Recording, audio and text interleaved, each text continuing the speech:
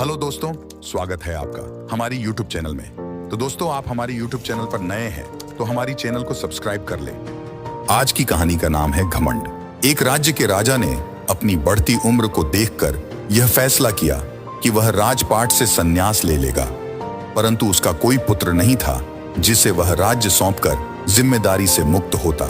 राजा की एक पुत्री थी जिसकी विवाह की योजना भी राजा को बनानी थी।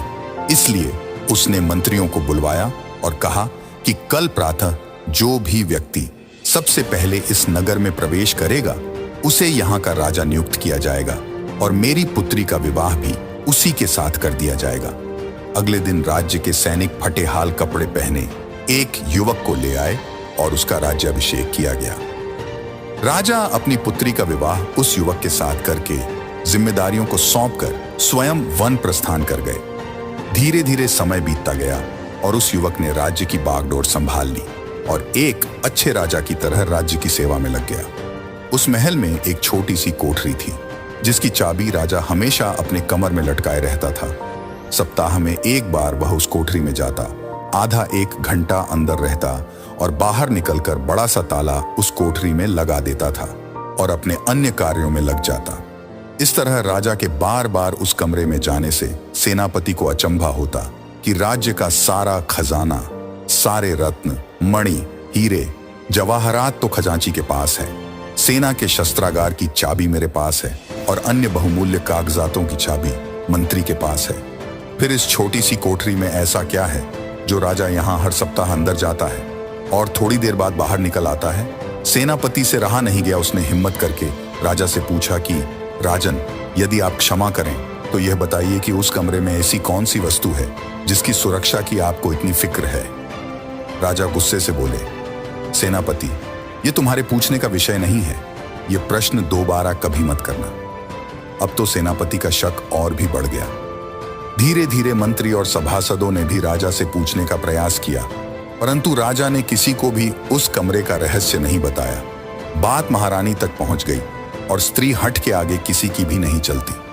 रानी ने खाना पीना त्याग दिया और उस कोठरी की सच्चाई जानने की जिद करने लगी।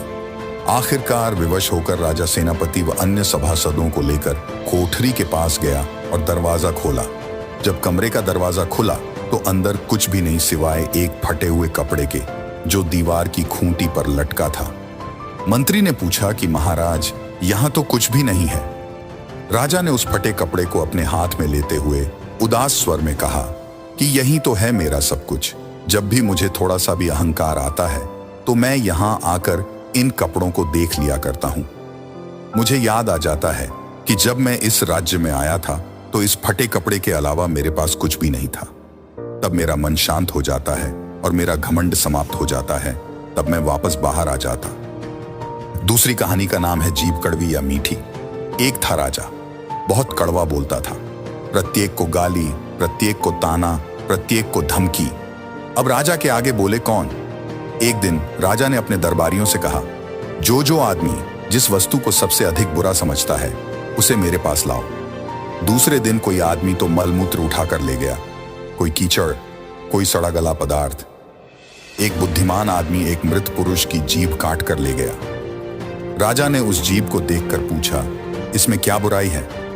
उस आदमी ने कहा, महाराज, बुराइयों की जड़ तो यही है, तलवार के कांटे का इलाज है, परंतु कड़वी बात से हृदय पर जो घाव हो जाता है उसका कोई उपचार नहीं, और यह जीभ ही है जो कड़वी बात बोलती है।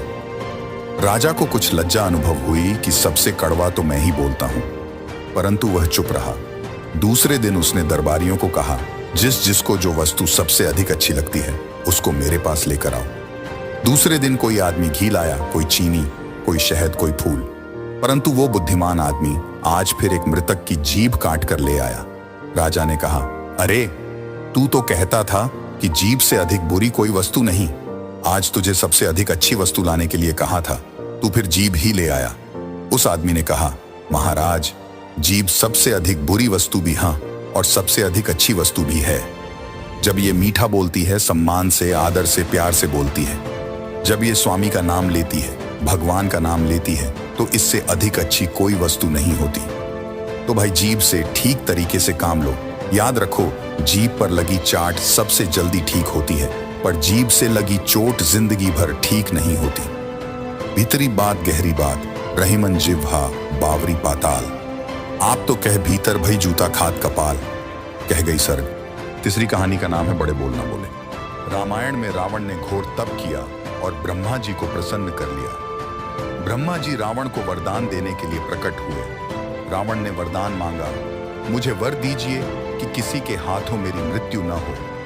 ये बात सुनकर ब्रह्मा जी चिंतित हो गए। एक तो रावण दुष्ट है और ऊपर से ऐसा वरदान मांग रहा है। ब्रह्मा जी ने रावण को समझाया, जिसने जन्म लिया है उसकी मृत्यु अवश्य होगी, यही विधान है।